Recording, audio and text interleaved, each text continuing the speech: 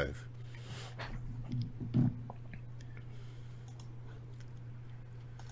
All right. Let me make sure that this pops up on the actual stream here. Give me just a second. There we go. All right. Cool. We are good. So here we go. Let me arrange my windows. And pull up the chitty chat. So far, we've got Robert the Wolfman and Alley Girl and Gene in the chat. Hello, everyone. Thank you for joining us. Pop out this chat. Oh, look at that background. Nice. Tried to make a little something, you know. Black isn't the most interesting, but at least it works with the logos. Hey, they made it real simple. Yeah, for sure. Yeah, real simple. They got the Fiverr mask on there and everything. Yeah, right. Oh, that's funny. Let me see. What am I doing? Here we go. What up, Dice? I'm making it good for... There we go. Tyler in the chat. What's going on, Tyler? Good to see you, sir. All right. Alive 2 in the chat. Hey, everyone. All right. So welcome to the horror show. I'm Cecil Laird, and I am joined once again by filmmaker extraordinaire Vince DiSanti. And he's much more than that now. He's producer extraordinaire. He's got lots of stuff in the works behind the scenes that I can't share yet. But I am very excited about because there may or may not be stuff that I am doing within that. So very, very excited about what's going on over at Womp Stomp, which is the more appropriate way to refer to it right now and going forward. Right. But yeah, guys, we are here to talk about the newest news that came out this week, which is that the Jason Universe is a thing. Now, I did, of course, say that we're going to talk about the Freddy Universe. That is a bit of a joke. You know, there is no official Freddy Universe, but we did want to talk about the state of the Freddy Universe, and I thought it might be fun to get Vince's opinion on where he thinks the Freddy Universe should go, even outside of the Dylan's New Nightmare of it all. So we're going to have a fun little discussion here. Vince does have a hard out, so we'll see how long we go here, but we'll talk for a little while here, and it should be a good time. So, oh, look at that. Also working Onyx promos for the movie. Nice, Tyler. Are you editing the, I saw the Voodoo, or was it Voodoo? I saw the Tubi announcement, and then I think I saw another announcement that wouldn't load on my phone. So, I'm a big fan of Onyx and Andrew Bowser, of course. So, yeah. He's working with Bowser on Onyx? Yeah, Cool. Yeah, he actually helped with some of the special effects. Yeah, I've been seeing all the promos. The Voodoo promos are pretty fun. Like, they're pretty out there. Yeah. Dude, that's what I love about Bowser. He just goes with it, and he puts Onyx wherever. Like, the fact that when I interviewed him, he let me do 10 questions to Onyx. So, like, he didn't get dressed up and everything, but he took on the character for 10 questions. So it was a lot of fun. He's a really cool guy. What up, Tony Robinson? Good to see you. Good to see you. All right. So, yeah, this is an interesting situation, you guys. So the big news is that the Jason Universe is a thing. Now, the biggest part of the Jason Universe is the omitted portion, which is the films. So what the Jason Universe let us know is that the people that don't have access to the Friday the 13th portion of the license due to the lawsuits and everything still not being completely figured out, they are using the... Well, I can explain okay, that. please, by all means, yeah. No, before we get into going, it. Yeah, so yeah, we'll dive into it. You have more knowledge on it than me, which is part of why I wanted to have you on this stream. Besides the fact that you're just a sexy mofo. But yeah, no, so... They're doing the Jason Universe because they don't have access to the quote-unquote Friday the 13th portion of it. However, they have access to everything within the Friday the 13th franchise except the name of Friday the 13th, right? They can deal with Jason, they can deal with Pamela, they can deal with the characters. It's just the Friday the 13th of it all that they can't deal with. And films they can't deal with. So they can do movies, they can do TV, they can do merchandising, they can do fucking tumblers. You know what I mean? Like they can do all kinds of things. And the unfortunate terminology they used that a lot of people might not know is smokescreen terminology is activation. Right? All of the Jason activations. That just means that they're going to fucking try and get your money for Jason stuff that isn't actually the Jason stuff that you really want. So we're gonna dive all the way into this, and then after we talk about the JU, we'll talk about the FU in the Freddy universe. So by the way, I whipped up that logo real quick, and it originally was the full Freddy claw, and Vince is like, it should just be the middle finger. I was like, that's a great idea. So I went and did that. If we're equating logos, I mean, that mask is basically, hey, suckers, ready to activate. You know what I mean? I love it. I love it. I'm ready. Oh, by the way, send me the picture of the updated version, and I can pull it up on screen for people that you showed on your stream. Or did you send that? Or no, did I see it on tweet where someone did a fixed version of it with a better logo? You commented on it on a tweet, I think. Maybe. Yeah, someone changed the mask and it looked more like the actual mask and it looked better. I think you commented on the tweet, but I didn't. Yeah, it was just me retweeting something. Okay, it wasn't something. I didn't do that. Yeah, somebody I just retweeted it. Yeah, I would. There's probably going to be a few tweet X references on this podcast. So I'd say anybody following out there, definitely check out some of our recent activity there, because I've shared some things. Larry Zerner has sort of enlightened the community once again, as he do. That's why we nominated and elected him as the mayor of Crystal Lake and Never Hike Alone 2. Like, to me, that was just like, Larry is the mayor of Friday the 13th, so he has to be the mayor of Never Hike Alone. Yep. So that was pretty rad. But one thing I wanted to clarify with what you're saying, here's how the rights are broken up. The legal stuff is done. Oh. Everything is settled. Like that, there's really? Nobody's in court anymore. Nobody's doing that stuff. Okay. New Line Cinema in 2008 purchased the rights to Friday the 13th from Paramount. So prior to that, Paramount held that.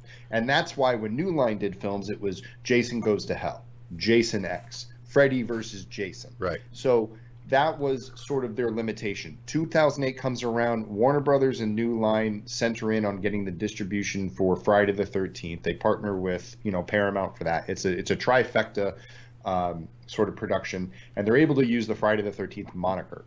And New Line purchased it for that purpose because they thought that they were going to be making all those films. And then in 2013, they did the whole switcheroo where Friday the 13th went back to Paramount for just a short while because they wanted to make more movies and never did. Those rights reverted back to New Line and Warner Brothers in 2018, and then shortly after 2018, that's when the rights issue started. So Victor Miller has the rights to the first movie, those characters, Pamela, Young Jason, Camp Crystal Lake, and anything that sort of has to do with the spawn from the original movie. He owns everything in that, and he's partnered with a guy named Mark Toberoff, who is his lawyer who helped negotiate that deal. Horror Inc. is Robert Brasinian. I always butcher that name. He is sort of the silent partner that's always been there behind Sean Cunningham, and Sean Cunningham was somewhere too, but I think Robert has taken the lead here. It's Robert at Horror Inc., and it's also because they need Victor. So Victor is tied into what they're doing. This is the group that was doing the TV show with Peacock, and that's why it was called Crystal Lake and not Friday the 13th, the TV show. If they ever wanted to do a feature film, if you look on Larry Zerner's Twitter, he has the rights up. New Line is the one who owns anything that's a feature film,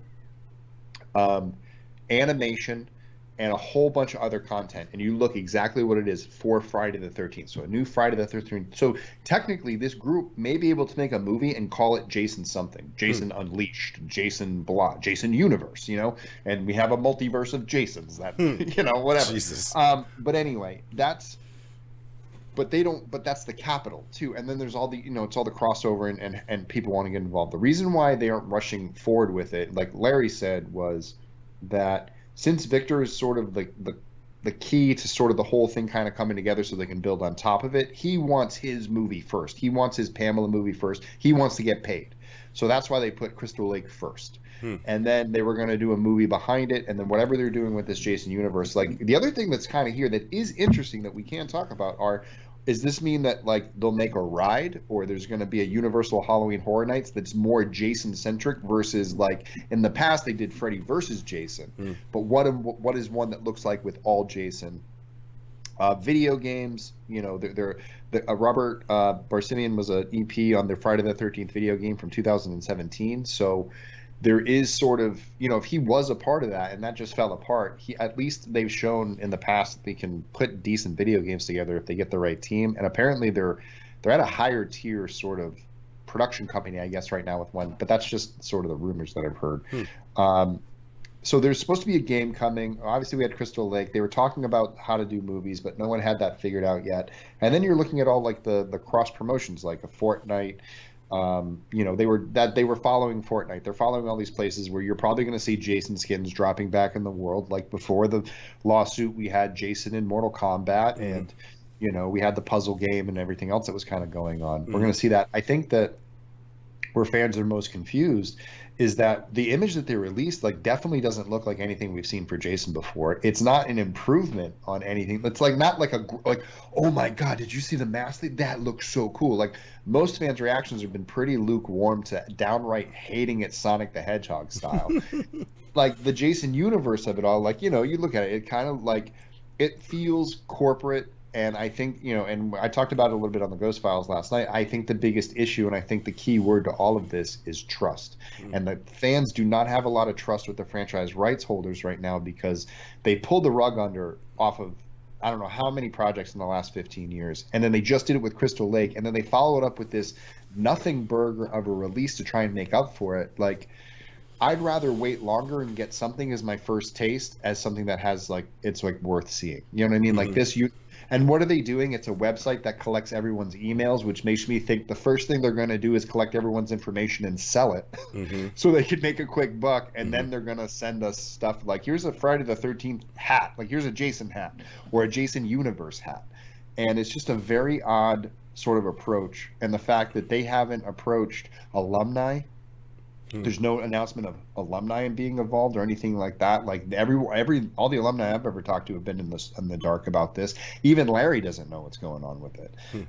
They actually obviously haven't talked to fans because they haven't reached out to anybody that I know. They haven't reached out to us. They haven't reached out to any of the people that have sort of been pioneering the fan atmosphere. Some of the leaders in the fandom, like the cosplayers and the people making merchandise and things like that. Think about all the artists they could have had out there. Do a better logo than what they had. So I think that's sort of where the fandom is at right now, if you ask me. Yeah, it's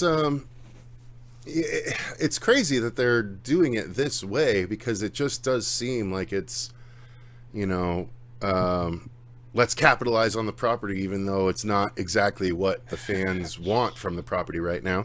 And I'm curious, what was the reasoning behind using the 1 and the 3 in the universe? Looking at it just right now, I'm like, okay, it does say technically, 13. Okay, but it also is 1v3. I'm like, is this another game that they're doing? Jason versus 3 survivors. Jason, Jason. But a game called Jason Universe. You know what that reminds me of is sort of like the Godzilla games, which Godzilla destroy really all monsters or whatever. They're really kind of lackluster. Well, they're one-dimensional. And you mentioned the Until Dawn. Well, Until Dawn. Yeah, on your stream you mentioned Until Dawn, but just a second ago you mentioned the Halloween Horror Nights thing. Wouldn't it be cool, right? If they get access to all the Friday films? Because wouldn't it be cool if each room was a different? You get a Jason X room. With the frozen face kill, Well, you can start off at Camp Crystal Lake, go to Packanack, go to Higgins Haven, the Jarvis get on the cruise ship for a minute, you know what I mean? Yeah. Oh, that would be right. And if they could pull that off, that'd be cool. That'd be a sick ass fucking they've never they did that actually a little bit with the Halloween one, but generally they do Halloween 1 maze and then Halloween 2 maze. They don't do Halloween series maze. A Jason series maze would be pretty sick, Yeah, no, it would. I just realized something that I wonder if their access to the Jasons are limited because of the because those Jasons appear in films called Friday the 13th. Yeah, that's the thing. That's what I'm not sure if they wouldn't be able to do that, if they'd have to just mock up their own thing and just call it. Yeah, like you said, Jason Unleashed or whatever, Yeah, it's going to be interesting. The Killer Clowns maze is phenomenal, but it's because it follows the fucking movie, and you see all the shit from the movie, and it's like, yeah, this is cool, I'm in the fucking movie. Now it's just gonna, well, I mean, you know, I guess Jason fans, forgive me, but Jason fans on average tend to be a bit forgiving when it comes to seeing new material. Yeah. No, I mean, not all of it is Womp Stomp level, you know what I mean? But people love it, you know. People love it no matter what. I mean, like there's, like I said, like Friday the 13th is like this. You know, like I always say, it's got the pizza with 12 different slices. It can go a lot of different ways. It can be executed at a lot of different production levels and still be entertaining, which is really great. And sorry, my allergies are like going crazy. Of course, it's the spring, so I'm going to be sneezing a little bit here. But yeah, but there's interesting, and that's the thing that's I think so frustrating is that I think fans have really demonstrated over the last couple of years that. You know, look how many fan films have been generated off of wacky ideas, and it hasn't stopped the flow of fan films. You know what I mean? Like, you know, people like us were able to grow and make bigger stories. Other people have tried really wacky ideas or like gone on a left field, but people have shown up and watched and engaged, and people have something to talk about.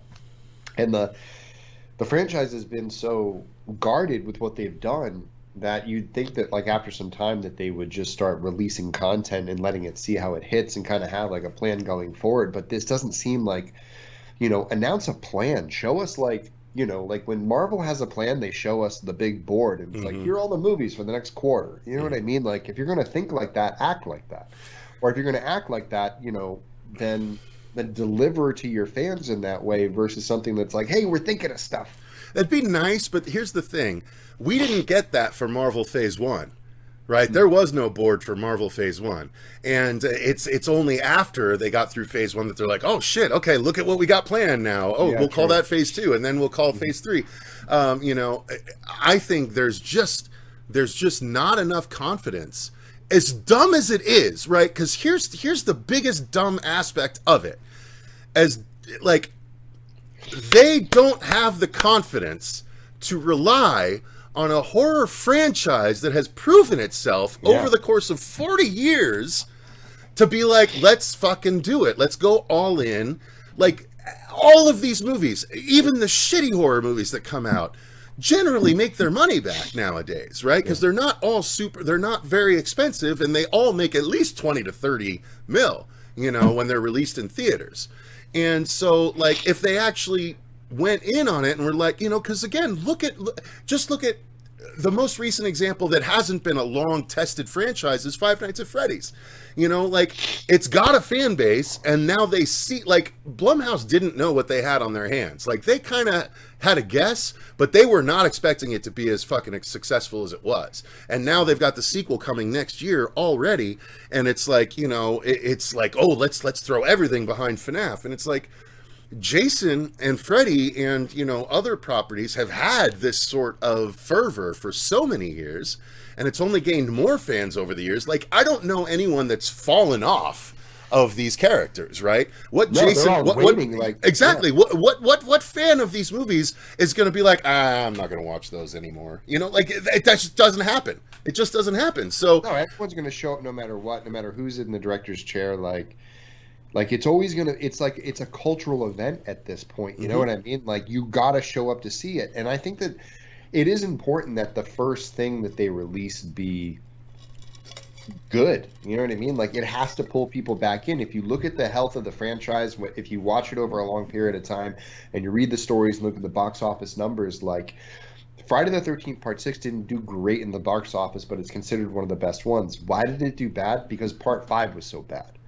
Why did they have so much trouble making a sequel to to the remake in 2009? It was because it didn't make the numbers that they thought it was going to make, because they made a $20-ish million movie. They spent a ton on P&A, and they made 60, I think 60 to 70 or maybe close to 100, but they definitely spent more than that in sort of producing that entire thing, I would imagine.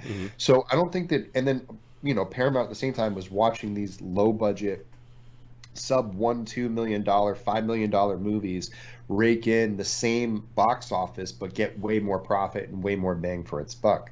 And the franchise at that point wasn't ready to reduce its value to say, okay, we're not a $25 million movie, we're a $5 million movie. In my opinion, it is a $25 million movie, but at a $25 million movie price, it has to be smarter than the $2 million movies that were made in the 1980s. It has to be something that makes people come out of it and go, I can't believe that was a Friday the 13th movie. The same way people walked out of the movie for Godzilla Minus One, where they went in expecting a Godzilla movie. Probably a Japanese Godzilla movie, expecting some like tangent side story that goes nowhere and is sort of like whatever, just I'll wait for the monster parts, where the whole thing becomes this like compelling human drama with all the great monster stuff in it too. Mm-hmm. That if Friday the 13th was sort of told at that level of storytelling and then also delivered and given the tools to go out and deliver a $25 million movie, you're talking about return. A film has to be really good. It would have to bring back $250 million just to start hitting like the real success line for them. So it becomes a gamble. But we've seen Friday the 13th not hit those numbers before. So I can understand where the studio is sort of like, what is the value of this brand anymore and who's going to take it? But who's going to spend, $10 million buying out all the rights and then make a $5 million movie? Yeah. That's the other thing too. So it makes somebody kind of think like, what the hell is going on with this? Because every one of those rights holders wants a huge chunk of the pie, and everybody thinks they're owed like a ton of money, like this thing's going to make $1 billion, but no one has the idea that's actually going to deliver the $1 billion. And really the people that are all in this circle weren't a part of the franchise that actually spawned the Jason character that they're all fighting over, which is really crazy to me. But that's sort of like the weird place that Friday the 13th finds it. That's why Larry was kind of talking about it. We were saying like this feels like a cash grab because none of these people have any emotional investment in these characters because they didn't build them. Maybe Robert Persimmon is the only one who actually has some clout because Horror Inc. was there through the production. I don't know what he was doing. Back in the day it was the Mancuso family. Like Frank Mancuso was a big time producer for Paramount. He gave Friday the 13th to his kid, basically, Frank Mancuso Jr., and he was the one who piloted that franchise as a producer through the 80s before it went to Jason Goes to Hell, and I think that's when he left, and I think he might have left around 7 or 8 too. So it's interesting, like the way that this is coming together. Like I kind of tweeted the other day, it feels like this is all being put together by someone who saw Friday the 13th once. Like, oh yeah, I watched it. But which one? I think the first one. You know what I mean? Like, but I know what it is. Jason and the Mask, right? And then they're designing the entire Friday the 13th, franchise game plan, and they're not sitting here being like, I know where all the bodies are buried, and I know how we can really like get this franchise on the next level. Well, and I think that's, so the other thing we could talk about is what happened with the Crystal Lake series, because I haven't technically talked about that on the channel yet, and that's that Brian Fuller left the series, and he released a statement that basically said, paraphrasing, of course, that he had a plan and he had an idea, and he said he knows his way around reviving old horror franchises, obviously referring to Hannibal, which I love. I love the Hannibal series. It obviously wasn't for everyone, but by God, was it fucking amazing. Well-crafted, well-written, and the gore was just so on point. And so when I heard he was taking over the Crystal Lake series, knowing from you what a Crystal Lake series could be, if they did it a certain way, I was like, oh man, this could be badass. It doesn't have to be just hack and slash Jason shit. Like, there's actually some substantive material that again, before getting to know you, I never really put thought into what that substantive material could be regarding Pamela, the husband, the Jason. And again, if you guys didn't see, anyone watching, if you're interested, Vince talked all about this on his own stream, The Ghost Files, yesterday, and he laid out what his Crystal Lake first season would look like, and it's very interesting, so I recommend going and listening to it. But yeah, there's so much cool stuff that could be done, and I agree that season 1 would be a fucking great as a Pamela season, and then go to Jason after that kind of thing. And it's really rife for storytelling, and people just, for whatever reason, it seems like, and again, it was kind of surprising, but it seemed like A24 wanted to go a different direction, which is weird because usually they're like, let's do the artistic version of shit. But it sounds like Brian Fuller indicated, at least, that his exploration wasn't as much what they wanted, but more along the slasher stuff. But there wasn't that much to that. That's just a bit of a read on my end. But I don't know. How did you read what happened there?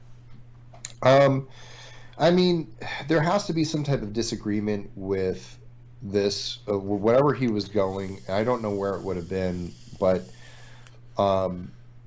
you know, this is what is going to establish the franchise. This is what is going to reestablish Pamela. This is what is going to reestablish that. So I don't know if there was a, you know, because from what I had heard, that the powers that be, those producerial names that I kind of listed off, from what I had heard, nobody was really creatively involved. And they were staying back. They were just letting kind of the creatives create. So somewhere along the line, somebody had issue with whatever Brian was doing, and I think that Brian was very much had a vision, and he wanted to see that vision achieved. And if it was going to be compromised beyond recognition of what he pitched and what won them that 2-year contract with Peacock, you know, I think that he has other things that he's working on, and he's not going to spend time, like, because I get it, like, no one wants to spend time fighting executives, like trying to get your film made, trying to get your TV show made, and fighting along the way, and, you know, losing battle after battle, and like you're watching it diminish before your eyes, in your opinion, type thing.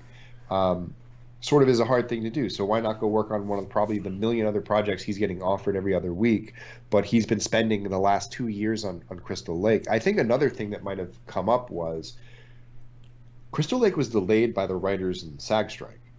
And this may have backed him up against other projects as well. And so if you think about it from the standpoint of, like, he does all this work to get the series ready.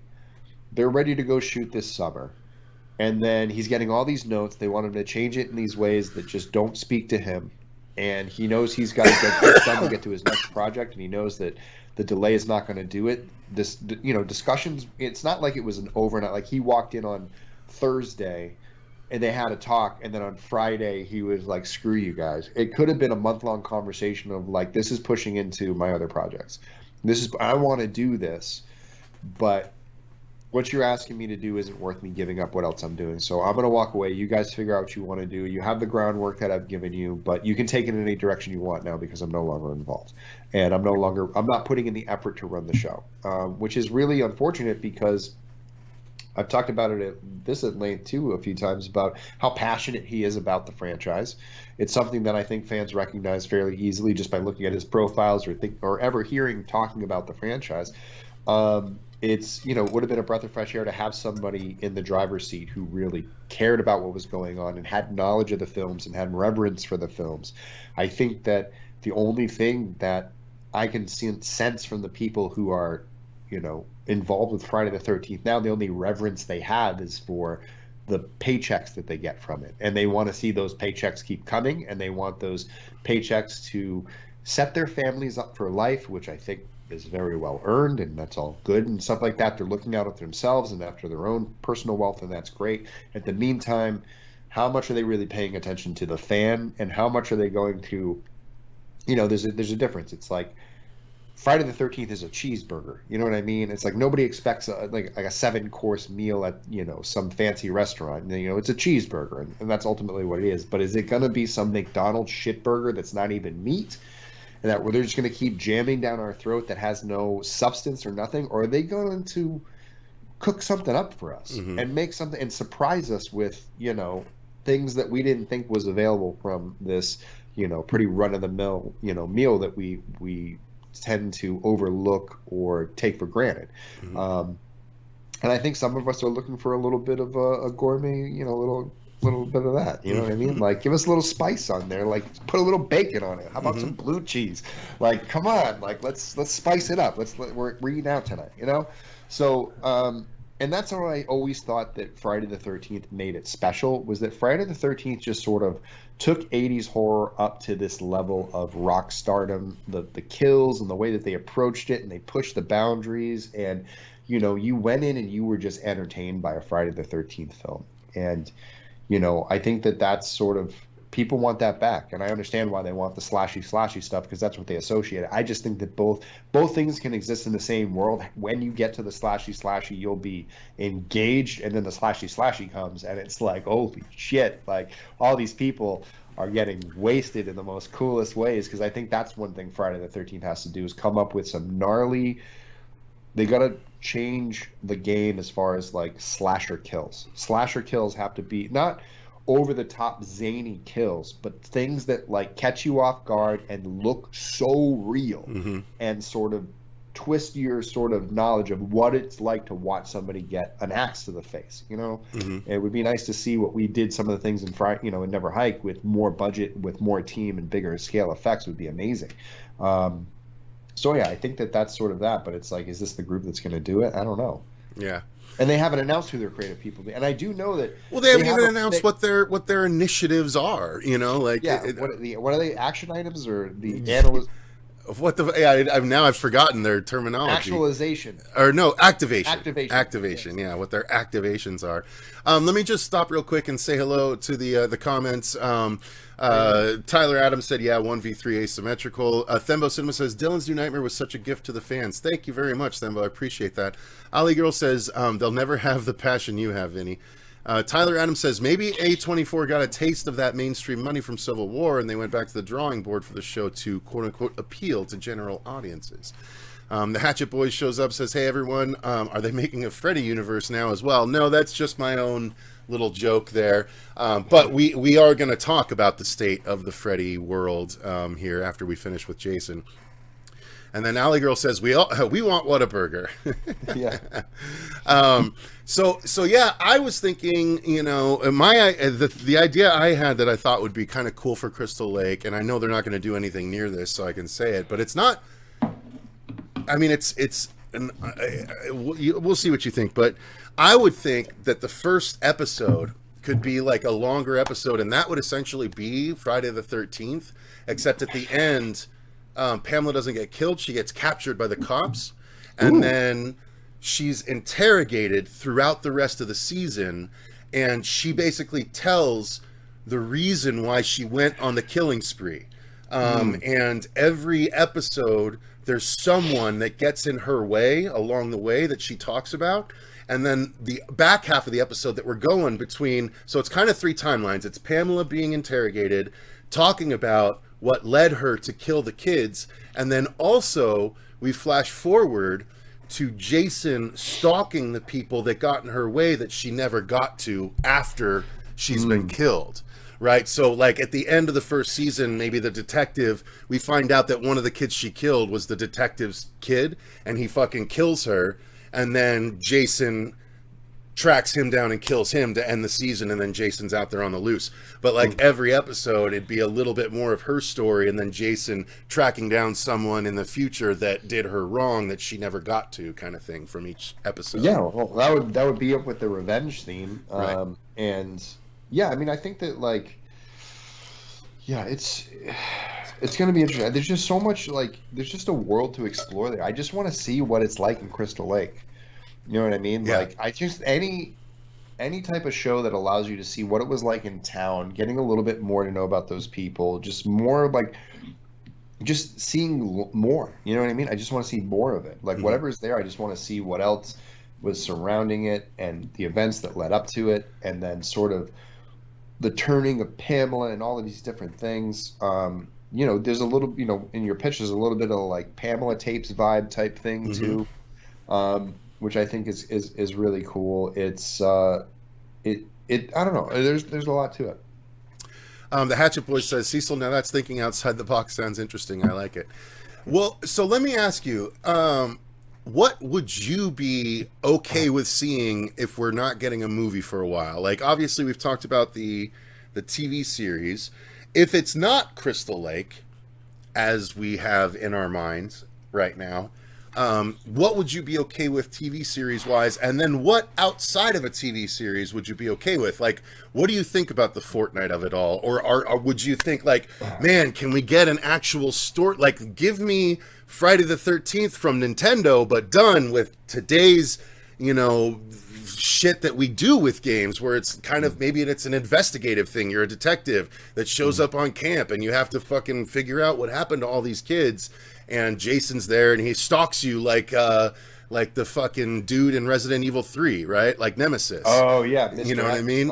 And and you got to get away from him in order to find out more and progress the story. Like, that's the kind of thing I would want to see, you know, because Jason is essentially Nemesis, prototypical. Yeah, you know what like I mean? That you never know what level you're on when Nemesis is going to bust through a wall and come after you and fuck up your whole plan of how you're going to go about the level. And that's just exactly what Jason would do. So, like, that's the kind of thing I would want to see in this activation. But what I'm worried about is the Jason mobile game. You know, the Jason fucking... what do you call these at the casino? Jackpot. Yeah. You know what I mean? Like that kind of bullshit. Machines. Yeah, slot machines with the different Jason honestly, masks. You know what I mean? Ooh. I think that you're hitting the nail on the head. That's what we're fearing. And I think that's what we're going to get. I think ultimately we're going to get the laziest, easiest stuff, so they don't have to pay for development. They don't have to pay for... I mean, obviously, look at the design that they released. You know what I mean? It's not like they're putting a lot of thought in it. They're just... I mean, honestly, from a non-Friday lover, right? It's not that different from all the other masks we've seen, to me. But I'm a Jason layman, you know. It looks cheap. You know what I mean? Like it doesn't look particularly cool. That's for sure. No. It doesn't stand out in any way. It looks like a hockey mask. It doesn't look like a Jason mask per se. Yeah, and it's very generic. It doesn't, you know. But you know, to walk into a casino and see Friday the 13th, like the slot machine would be. You know, meanwhile we're waiting for a movie, but we can go give. No, them not more Friday money. the 13th slot machine. It would be Jason Jason versus the casino. That's Jason versus the casino. That'd be fucking hilarious. I might just play it just to see what you know what I mean. But it's got like machetes and shit. That if you get all the machetes in a row. You know, a really good game wouldn't be a bad thing because fans were really happy when Friday the 13th the game came out. You know what I mean? Like they were still jazzing about that, and then for all the trouble that it had, like at least it was fun. And if I have the puzzle game, it's fun enough. You know? Yeah, the puzzle game's fine, and like there was, it was fun because you could unlock different Jasons. Like there was, they put us in there. That was really rad. Oh, I didn't even know that. That's awesome. You didn't know that? Yeah, Ghost Jason's in the Friday the 13th puzzle game. Oh, that's fucking cool. And then so's Kyle McLeod. And when you come to a certain level, he's the little guy with the red jacket, the blonde hair, and the blue hat. Yeah, he's in there the whole time. That's awesome. I think they gave him a shovel and everything. But yeah, I mean, there was... Yeah, you see him in Mortal Kombat. I think that's great. You know what? I would love to see more of that because when I play I was talking about it last night. Like when I play GTA, I always put the character in the mask and put them in like. I haven't. Yeah, I haven't. Well, I have him in a sick suit. Right? Yeah. No, I just have him in a nice suit with the fucking. And I went with the red and black Jason mask because I think that's the sickest. But yeah, that is a good one. With the it's like the. Oh, I have the white and red one because it's got like the lightning bolts on it. The red and black is sick, so that's the one I've been wearing. Like I booted up Grand Theft Auto Online for the first time in like years about a month ago, and I was like, oh shit, I forgot that's what I look like. That's dope. Yeah. But no, I think that if they came out with a good game, that would be great. But I just don't know if that's what we're gonna get. Again, the Nemesis style, like give me a camp exploration, like give me a mix of the Evil Dead game that was awesome right out there at the cabin, and mix that with fucking Resident Evil. And like let me explore Crystal Lake, right? Let me find shit. Let's find Jason's lair and find Pamela's head and like collect Pamela's head, and like use it to fucking bait Jason or so. Like let's get creative with it and have some serious fun. Like it unfortunately comes down to the companies whether they want to invest the time and money to make something really cool or if they just want to turn a profit, Unfortunately the Jason universe sounds a little bit more turn a profit than let's make some cool shit, right? Like it's weird how apparent that is right out of the jump.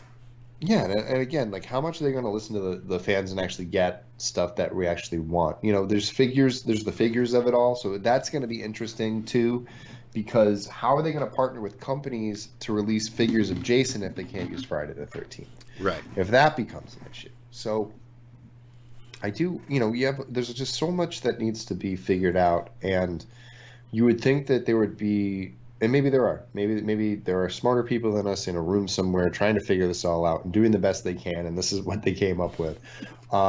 but I don't understand why it's, and I think fans feel this way. I think the collective thought is what's taking so long, and why, how many more projects are going to get canceled before we finally just get something, and when are they, like, and everybody wants to know when they're going to announce a movie. And according to what we read today was the fact that, like, just nobody wants to pay New Line for the rights to do a movie, which seems so silly. So I don't know. What's up, Cappy Queen? What's up, Evil Alex? Thank you for joining the stream. Also, Zenith in the chat now as well. Hello. Thank you guys for joining. I feel all the horror greats should get the TV route before going back to the big screen, says Tony Robinson. See, I think that's fair, and I do want to get your opinion on the Freddy of it all. We'll make the transition here pretty soon. I just want to wrap up Jason nice and tight here. Evil Alex says, Tommy Jarvis, Resident Evil 7 style, with Jason as a stalker boss coming back and getting more violent and harder to beat. That's fucking sick, because Resident Evil 7 was scary as fuck. And yeah, if you do that and he's the stalker boss and you got to just fucking find ways and you got to like use environmental, not environmental kills, but environmental ways to stop him temporarily. You know what I mean? Yeah. Like, that's really fucking cool. Like, play into the unstoppable nature of Jason. And I think, honestly, that would be like, it's weird. You have to, every game is different, right? I've always kind of thought Jason and Michael Myers were very similar. I always like Jason more. I feel like he has a bit more personality, and Michael Myers I've always called the walking wall. Like, I don't think a Michael Myers game would be as interesting as a Jason game could be with all the elements there are involved with Jason. And so, yeah, all that is to say that I am not confident in what the Jason universe could be. And I wasn't aware that they could technically make a Jason movie still, even though it's not Friday the 13th. But I don't even know if they want to try to do that, or who they're going to partner with to do it. And again, it just sounds like a big mess. Yeah. All right. Well, we'll see what happens. I'm sure there'll be more news coming in the not too distant future. But let's transition over to the Freddy universe here, and. So obviously right now, there's still nothing on the official horizon, like literally nothing. There is no Freddy universe, and long and short of it. So there's no movies, there's no TV, there's no figures, there's no activations. There's just, Freddy is nondescript and unavailable, if not for DNN and technically the last case of I can't remember what the actual detective's name, but Paul Bailey's movie. Outside of those two things, there's been no Freddy content in 14 years, right? 14 years. 2010 was the remake that everyone loves. And so here's the deal. I've talked about what I think. Well, no, that's not true. I didn't necessarily say what I think they should do. I gave my thoughts on if they did this or this or this. These are the ideas I would go with. I basically have three Freddy three activations for Freddy. I've got the Dylan's New Nightmare story. I've got a story, like, I think Freddy could come back three different ways. So I'm going to give you mine, Vince, and I want you to tell me how you think Freddy would best come back. I think he would work as, personally, what I'm writing right now, and I'll get to this afterwards. I do have an update on DNN 2. I think the script I'm writing as DNN 2 would very much work as the final Nightmare on Elm Street film featuring certain people. We'll get to that.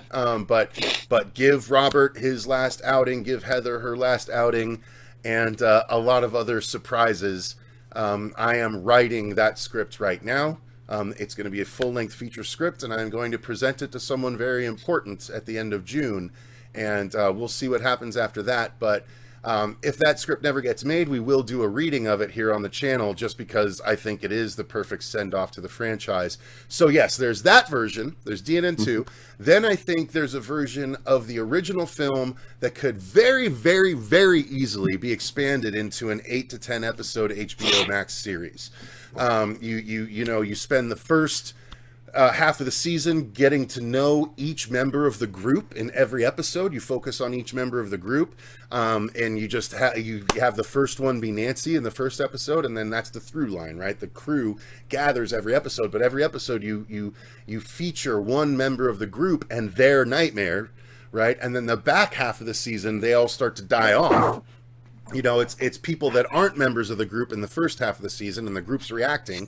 And then the back half of the season is the kids we know are starting to get killed off. One of the episodes, episode 7 or 8, we do the origin of how Freddy got killed, right? Give that a whole episode where the kids learn what happened with Krueger and all that.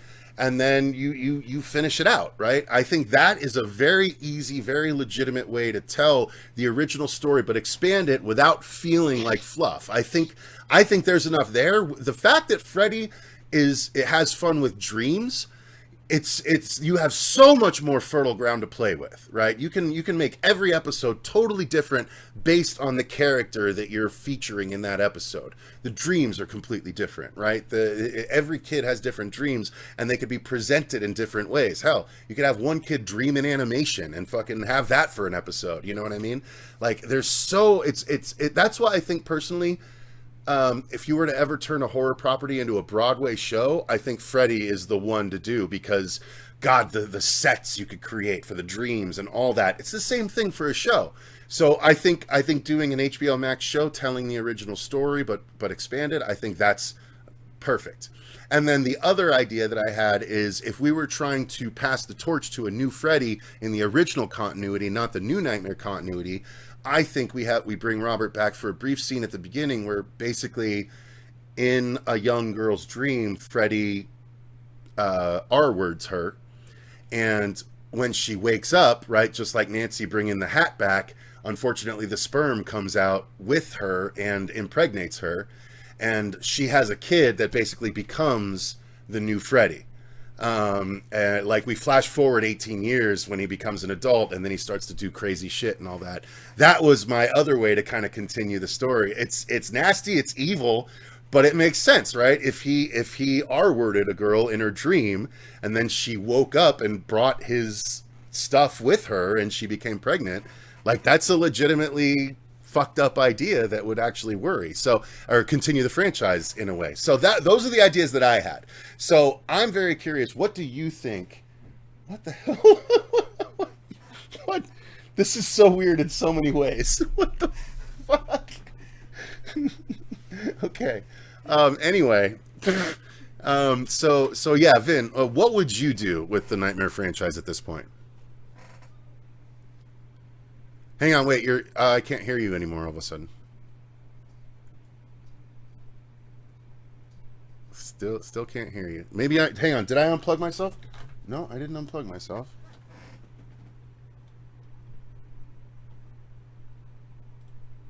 Hang on, wait, this is fucking weird. Why can't I hear you all of a sudden?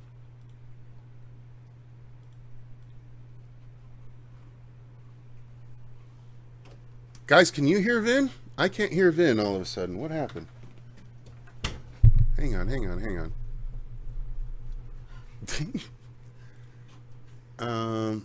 No, can't hear Vin. Okay, wait. Hang on. I didn't mute you, Vin, I don't think. Let me check. Oh, yeah, you're muted. You got to unmute your Skype microphone.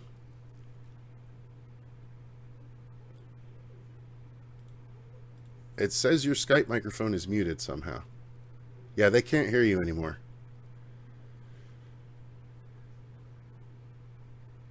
I can try and call you back.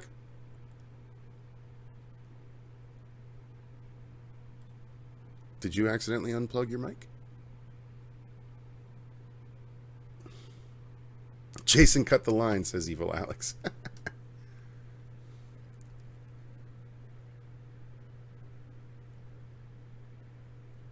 I still can't hear you. God damn it. I can call you right back. Just give me a thumbs up. Yeah, all right. Let me call you right back.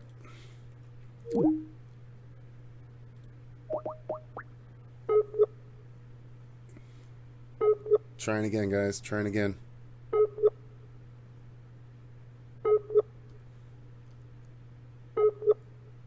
Wake up.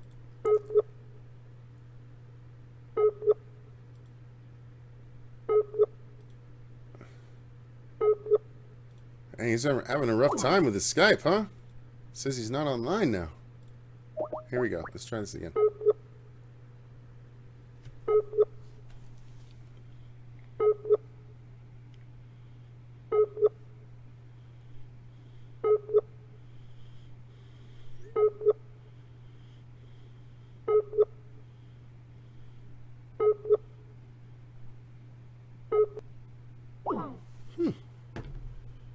Well, that's interesting.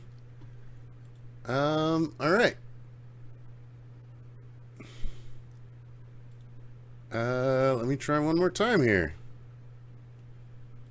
Wake up, Vin. Wake up. There we go. I can hear him. Yeah. I can hear Am him. I back? Yes. All right. Okay, cool. I was actually going to ask you a question real quick, Yeah. which was, how do you feel? Would you rather have the Craven estate being like, we're not going to just hoard Freddy out and make a universe with him and do that, and then just sort of never get anything? Or would you rather have sort of the Freddy universe and it be like, okay, we're coming out with the Freddy baking glove? No. I'd keep him boutique, man. Like that doesn't. I wouldn't, like, you know, Freddy was diluted enough in the 80s and 90s when he was on every fucking thing out there, and people still love him, but we don't need to, like, reinforce that bullshit, you know, like, it's just, no, I would rather wait until it's a proper way to bring Freddy back than just have him activated across all different platforms, except the ones that people actually care about, you know what I mean? Yeah. No, I mean, Nightmare on Elm Street is just sort of, it needs to be put in the right filmmaker's hands if they were going to do a movie. Same thing with Friday. It's like, fans want a movie. They're not going to be happy till they get a movie, so they might as well just start figuring out how to put a movie together. Yeah. But it needs to be different. It needs to sort of, you know, it needs to take advantage of the dream world in a way that, you know, the teams in the 80s and 90s never could. I think that John Squires kind of said something the other day on Twitter that was kind of interesting about saying that, like, when they bring it back, like, they got to bring back the idea of doing the interesting, you know, specific kills for each character, something that's tied into that character that becomes like an otherworldly sort of dreamlike scenario. That's the reason why we're doing stuff with Freddy, is to go into the dream world and have some fun with it. So they definitely have to find somebody who has like a big vision and can do that. It's going to have to take some visual effects. Those visual effects are going to have to look good. So it's going to be an expensive movie. So that's probably one of the reasons why, again, like, just like with Friday the 13th, it's like studios are balking at the value of that $25 to $30 million horror movie. You know, look at what The Exorcist just did. You know what I mean? Like, No Name is like, you know, No Name is sort of safe in the horror world from not doing really well. Like, no, and I just feel like a lot of the people who are making the decisions don't necessarily have a love for it. They just know it makes money, so they try things. And then those things don't seem to line up with their studio values, so they end up twisting these ideas into these like marketable consumer products that, you know, that's why we get so many PG-13 movies that don't really hit, that aren't cutting the mustard for horror fans, and you see the same complaints over and over again. So, you know, you can't make a Nightmare on Elm Street that's PG-13. No. Fans would kill you. You can't make a Friday the 13th that's PG-13, so you're limiting your audience in some way, but I don't think that's keeping anyone out of the theater. And of course, when they're going straight to streaming, you know, people are just going to watch it no matter what. There's no age restriction for it, so it's not something that should be holding them back. You know, I think that, like, there's definitely, as far as like if they were ever going to do a TV show, I think going into the time when, you know, before, I think you go into the events that led up to like them burning Freddy. Like, you really watch it and you watch Freddy operate as a human for a while. Yeah. And then his evolution. Like, if you're going to mirror Crystal Lake in a way, if you called it Elm Street as like a TV show, you would do it from the perspective of the families, about the families that came together to burn Freddy. And then working from there, when that happens, sort of watching it transform into something else. And watching it, it's sort of like there's almost like an It type thing, like an It Chapter 1, It Chapter 2.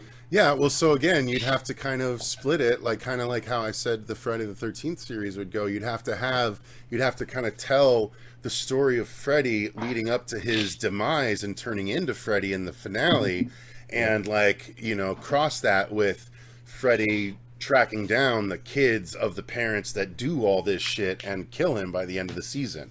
And so he finishes them off by the end of the season, you know. And so, like, I feel like either way, you're going to have to do two different timelines to really do it correctly. Yeah, well, you have that jump because there is that sort of, the children of Elm Street have to have, or I guess they have to grow up. Yeah. You know what I mean? There has to be that time jump, and there is that sort of thing. And, you know, it's funny how... So, like, half the episodes could be parents versus Freddy, and the other half of the episodes could be kids versus Freddy years later. You know? Now, they did kind of do that for the remake. But the story they told was very...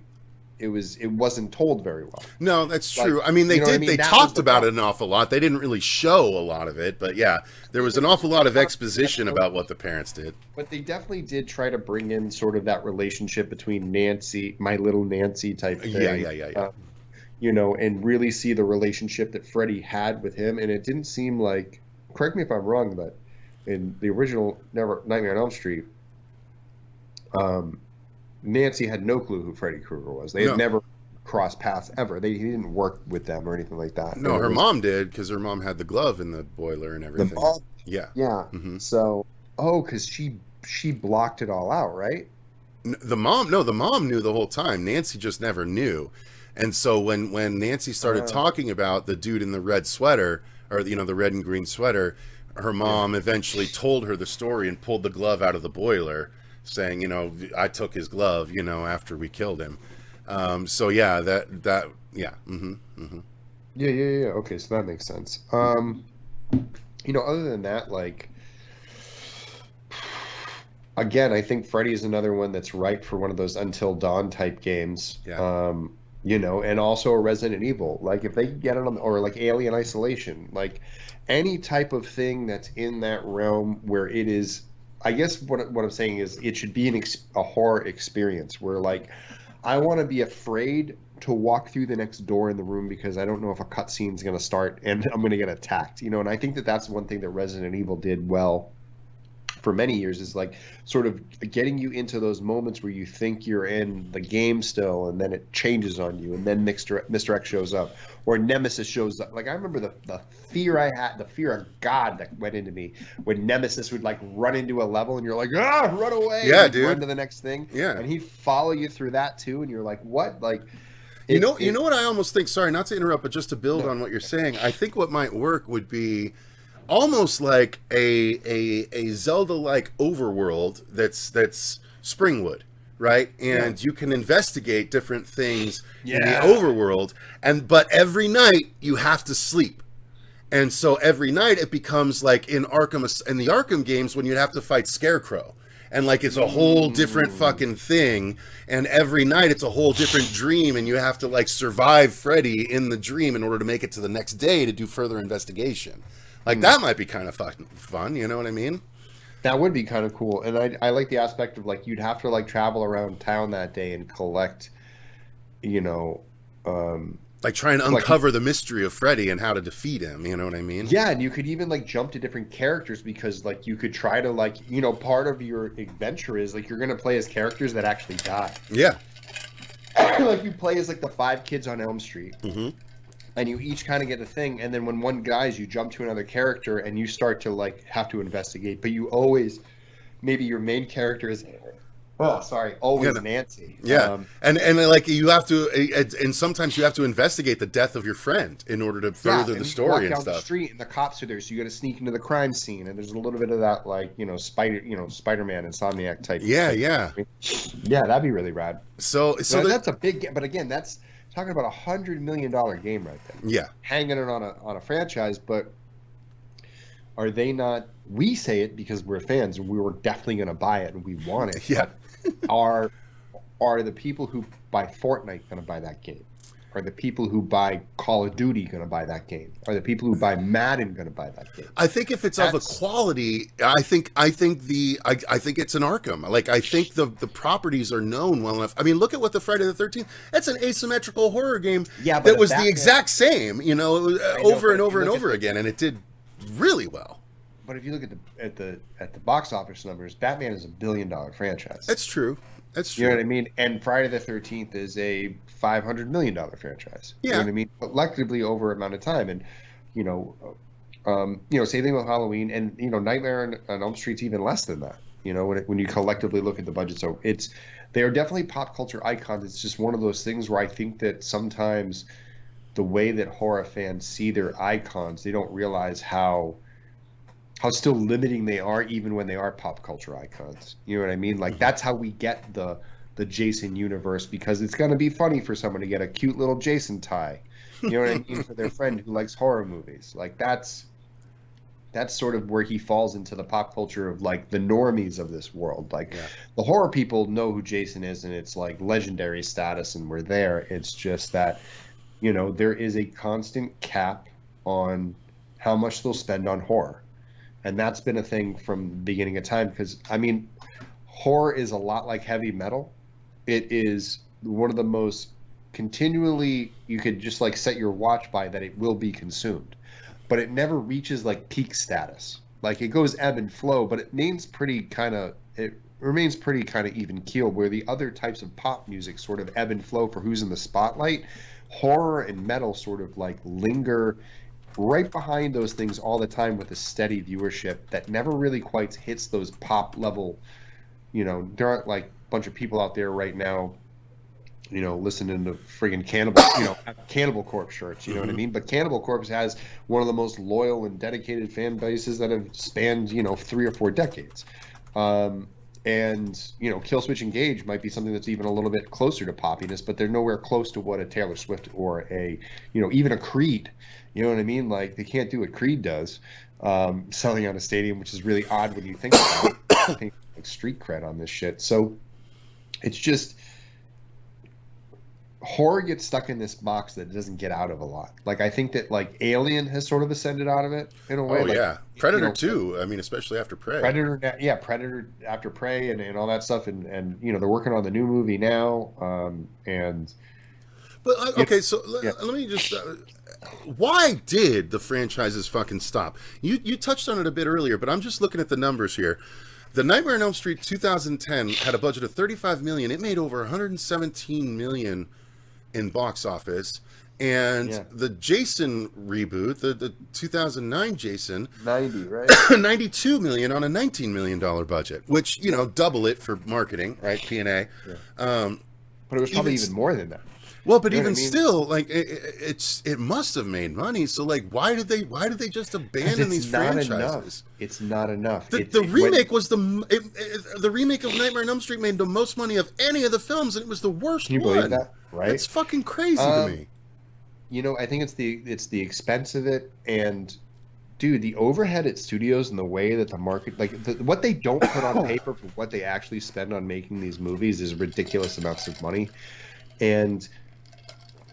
That's just the shooting budget. You know what I mean? That's the shooting and the post budget, or maybe the pre-production and the post budget. All the other things that go into these studio movies, there's so much money that's spent over the years that sort of gets washed out, that they're still paying back from development of projects that never got made. It goes on and on for all the ways that they kind of trip off these things. But, basically when they invest $40 million into a movie, they want to see a $500 million return. Jesus. When they invest $20 million into a movie, they want to see a $250 million return. And they're not looking at it like, well, those Friday the 13th and Nightmare on Elm Street fans really gave it their go on the last one. Let's give them another 20 and see if they can get it on the next one. They go, oh, this is not a viable asset. We're going to move it down lower priority and put it into this quadrant, and maybe we'll let this happen. And then we'll let this, we did a research group. We got a whole group of people in Arizona together, and we got them in the mall. We cornered them, and we said, what do you think about Friday the 13th? So based on what they said, we're going to do what they do. And so we're going to make Jason's mask green because they really love the color green in that group.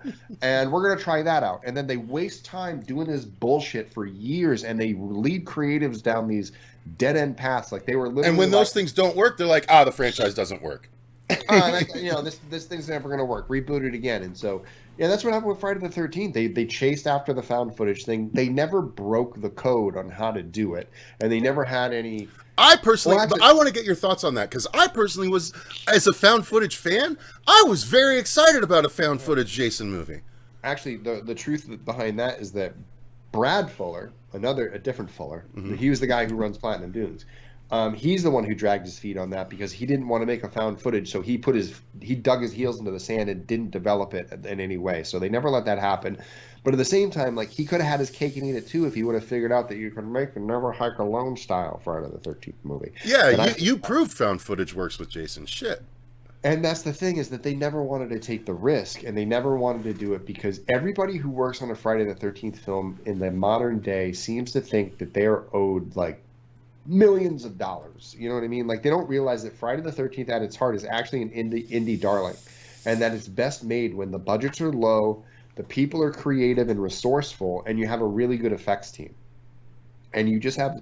The only thing they needed to change was they just needed to put some people in there that could tell a better story. And when you look back at the franchise, the films that are better put together, like Joe Zito's, Steve Miner, Tom McLaughlin, those stories are decent. You know what I mean? It's not perfect. They weren't working together as there, but if they put a good storyteller in with a good effects person, Friday the 13th, Nightmare on Elm Street are both going to, do really well. And so they're going to make, at the best, like, what did Freddy vs. Jason make? Like, what, $450-500 million? I don't even know. I can look it up real quick, though. Look that up real quick, because that was the crossover event that everybody waited for. That was 30 years in the making. You know what I mean? So you have that big thing. But Alien vs. Predator beat it, right? Yeah, but both franchises, that's their highest box office movie. It's that movie.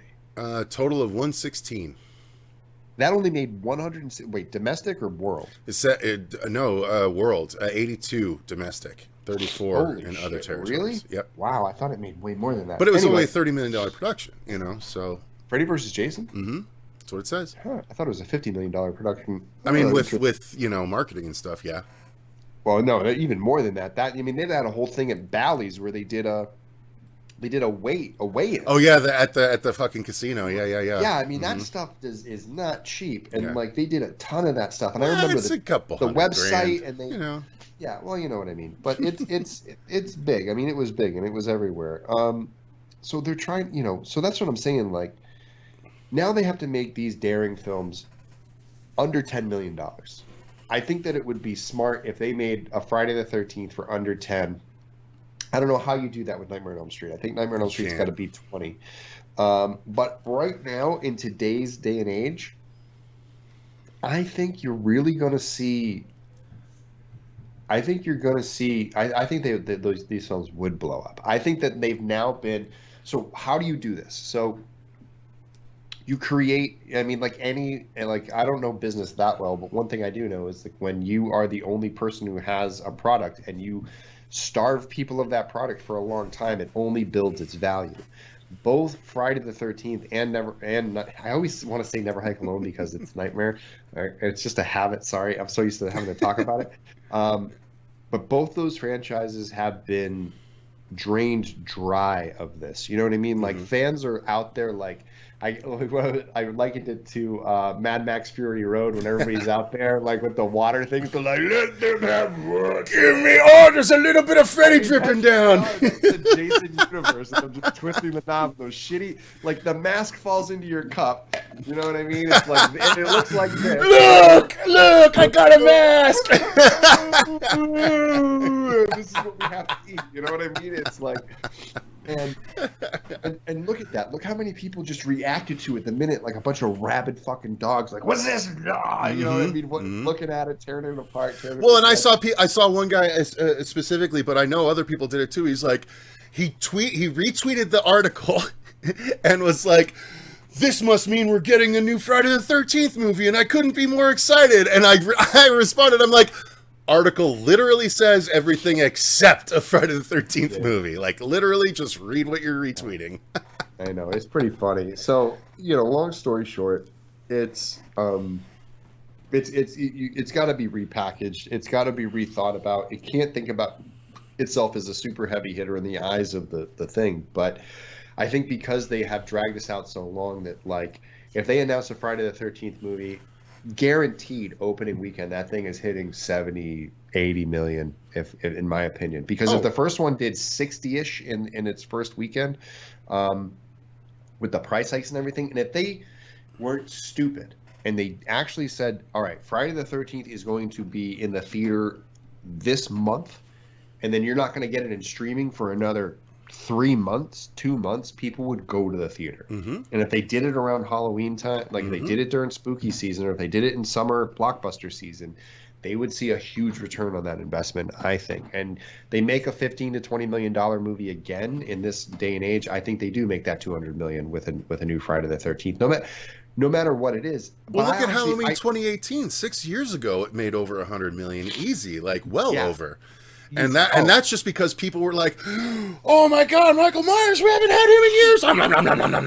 You know what I mean? It's just like it didn't matter how bad the movies were. After that, it was still like, "Ooh, Michael Myers!" Well, you saw residual. I think that, like, I don't know. Did the movies make more money as they went, or did they drop off as they go? That's a good question. I'll look that up too, because I actually liked 2018 and I hated the other two.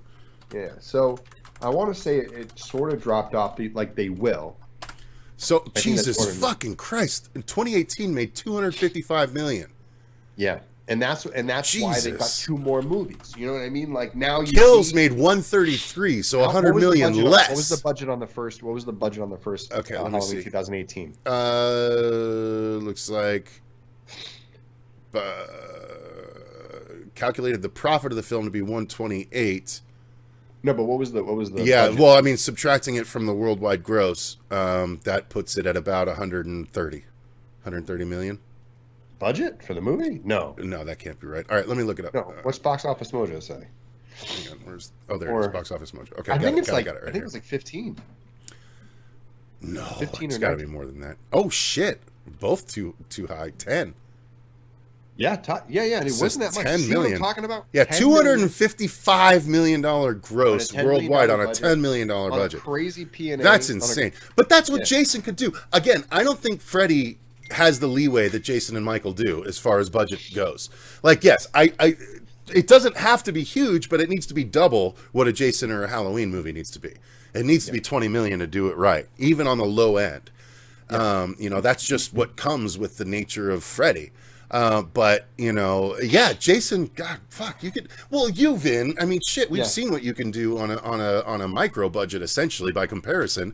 Well, give you 10 million. Holy shit, I couldn't even imagine what you could put together. I mean, think about our fan film, raised over $300,000. That's like I keep saying, like, God damn it, like, imagine if.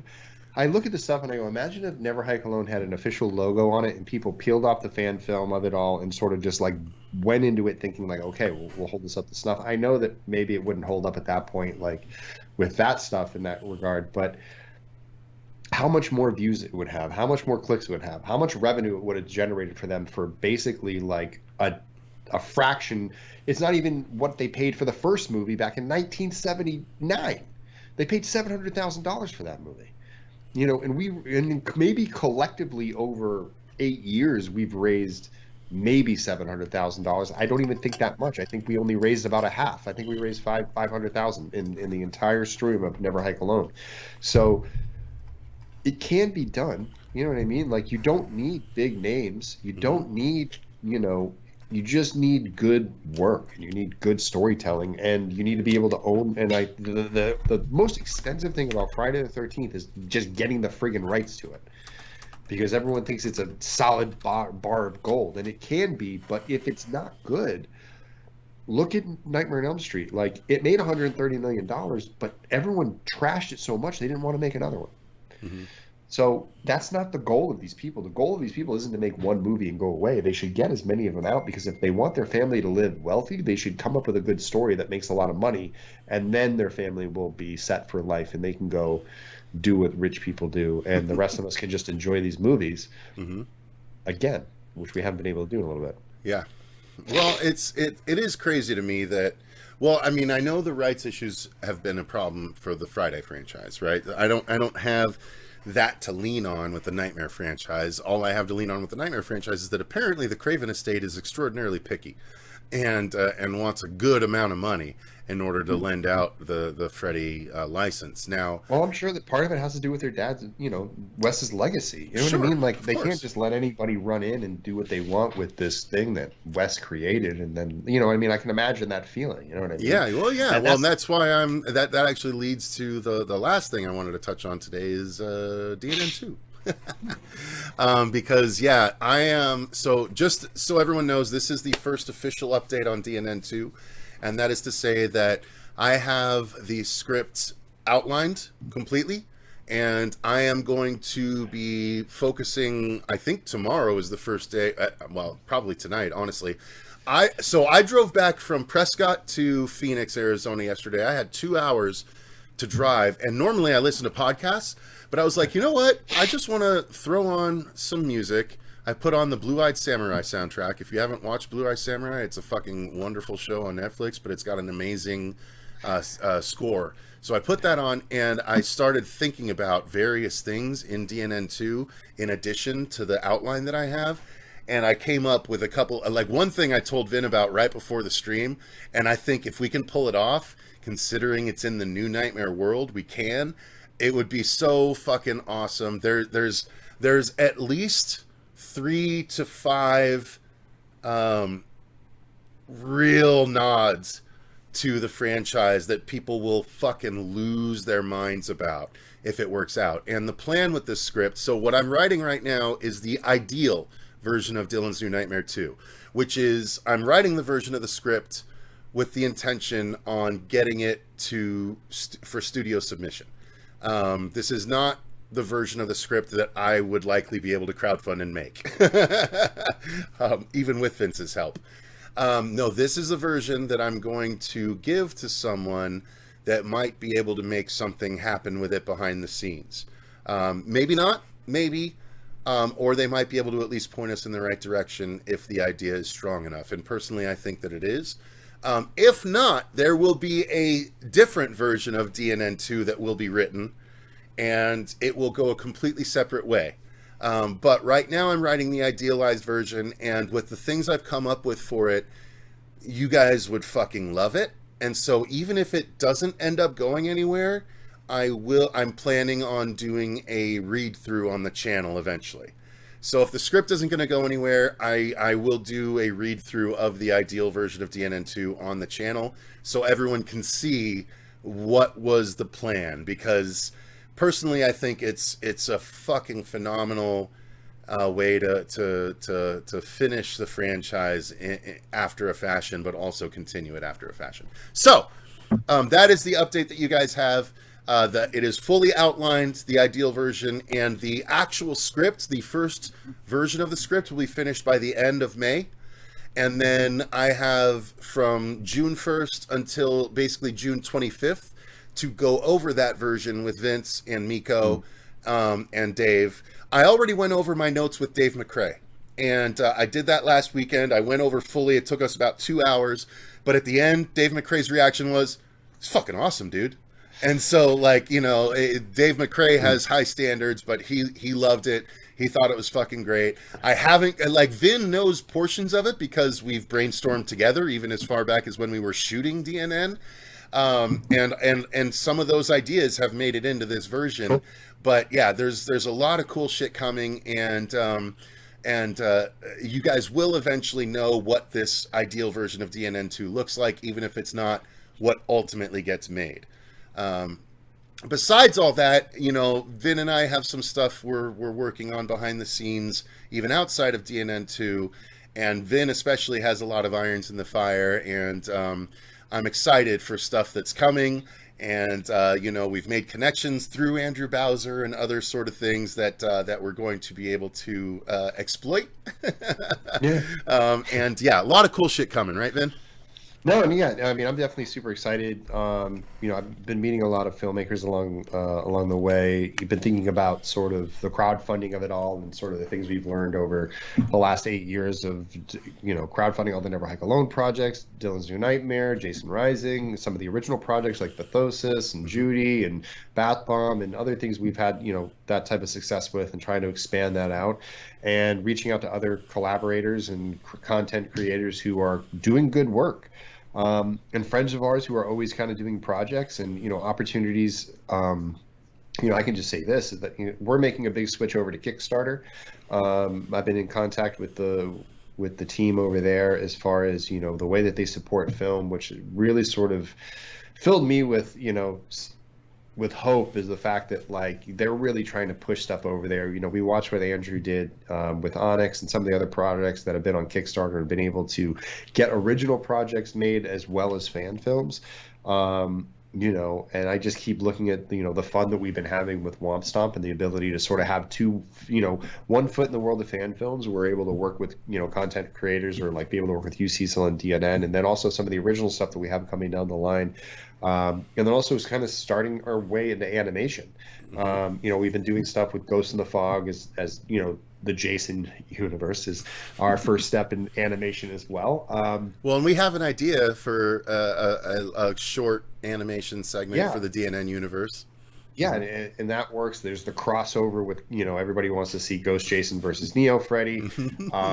There's lots of stuff to play with. It's always about the time. It's always about sort of coming up with the right ideas to make things work. But, the effort's being made, and we're getting better and better with sort of being able to raise the money and also, how we end up spending those budgets. But with, just like with DNN or just like anything else that we're working on, I think that what I've been saying at film festivals, which is really unique, is the fact that, Never Hike Alone was basically brought into this world because 2,750 people all collectively pooled their money together to make it happen. Mm-hmm. And that's, think about that. That's 2,000, almost 3,000 people in the billions that are out there. That's not a lot of people, but the fact that that many people can fund a project in the way that just got done. Mm-hmm. And we think about the way that we pay for subscriptions to streaming services, and we pay subscriptions to cable or whatever else is coming out in our future, with the fact that fans will have be able to subscribe to content and be able to say, you know what, I have to pay $50 for a crowdfund for something to happen, but I'm actually at the ground floor and talking to the creators versus the middleman of having to go to the theater and give AMC my money, and that money is getting trickled through all these different people who are all taking a cut of it just so somebody can make a movie. You're actually supporting the filmmakers who are at the forefront, and we're the ones who are seeing that first dollar and then putting your money right into the movie versus paying for, all the gross shit that sort of everything else goes for. Your $20 or your $30 you spend at AMC goes to how many different CEOs and all the people that have to sort of work to just get you into the theater. This is some a way for people to sort of content creators to be able to create their content and get it right to people. And the connections we've made, through DNN. For the efficient stuff too, with Risher and of course Dark Matter and that whole they have access to Tubi, and so the thing I'm most excited about is it's very simple. It's 3 words. It's Womp Stomp Pipeline. You know what I mean? Yes. There's shit coming, and I'm excited to be a part of it in even any fashion, let alone the fact that the whole reason we did this, right, is to be able to make our own films. And it seems like, I've written a script, an original script. I'm not going to go deep into it, but I've written an original script, and it seems like there's some talent interested in the original script, and it seems like it might be able to be a part of the upcoming Womp Stomp pipeline. So it's all very exciting, and I think it does well to at least, even if we're not going into specifics, at least let people know that these are the kind of things that can happen for truly passionate people that gather with other truly passionate people to make products that people really love. And again, I know I say it probably not as much as I should, but Vin, thank you. All of this for me started because, yes, even though we made technically a fan film in 2016, all of this is because we reviewed Never Hike Alone in 2017. And then we established a relationship after that. But like, you know, all of this is happening because essentially of you. And I'm super grateful. And it's what I love seeing is that, you know, in 2017, you were a seedling, like a flower that had just begun to bloom. And now your pollen is getting out there, and the Womp Stomp pollen is spreading to other plants, and they're blooming and shit like that. You know what I mean? It's like crawling on the ceiling. So like, you know, I appreciate you pollinating. No, but I mean, it's fun. It's like when I worked in animation. What up, Ghost Pirate? By the way, hey Kanan, glad to see you, sir. You know, when I worked in animation, like one of my jobs was figuring out sort of the 5-year plan about all the projects that were coming through, and one of the most exciting things to me was sitting in the pitch meetings in development to hear, you know, people come in and pitch their ideas. Like I didn't get to sit on the pitch, but I was like nearby when Seth Rogen came in and pitched like Food Fight or like sausage party, yeah. Sausage party. And I remember hearing him like laugh from across the then the hot dogs fuck the buns. You know what I mean? It was like literally, and hearing about that, and then like working my way up and getting to sit in on some pitches and take notes on it and see. And then all of a sudden those pitches turn into properties that get purchased and, you know, they get developed. And watching the like development is such a wonderful thing that I love. And I love sitting down and pushing and pulling ideas and sort of, you know, we refine it until it's ready to go into production, and then you start that process, you know. So it was like when I realized that I had that same sort of opportunity with Womp Stomp was after a little while, was like, why don't we get like a little pipeline going? Why don't we start building out this, you know, sort of thing? That way one project can go right on to the next, and our backers and, you know, the people who subscribe to us on YouTube, and the way that, like, you know, the Horror Show channel and Womp Stomp have, you know, a symbiotic relationship now. We have this sort of sister channel relationship where we feed into each other and we help that. And we've added other people. Like I think about, you know, my friends at Red Crow Films and the guys at Hawthorne House Productions and everyone, you know, Davey Deathray and all these people that have sort of like the snowball keeps getting bigger. And that's what's really exciting, because as the snowball gets bigger, so does our talent pool. The fact that we meet people through, you know, by Davey being a fan of what we did, we meet Davey. I meet Davey's cousin who becomes a map painter on Never Hike Alone too. You know, I like what the guys at Jason Rising are doing, so I reach out to them and we get to actually work on the movie together. You know, I end up being in the film, and then many years later, James comes in clutch with this location for us to open the movie at this lake where I have all these issues with, you know, if I try to shoot in California, I'm going to have all these water regulation issues. And so we go to Washington State instead. We don't have to deal with any of it. And we have one of the most beautiful sets in all time, all because of the relationships that get brought together. So I look at the way that this is just going to keep manifesting, and the fact that we're all going to be able to keep helping each other up and helping each other get better at this as well. Fact that all of our products are getting better and our productions are getting better and the stories are held to a standard, you know, and it's all being done at a grassroots level, which I think is pretty special.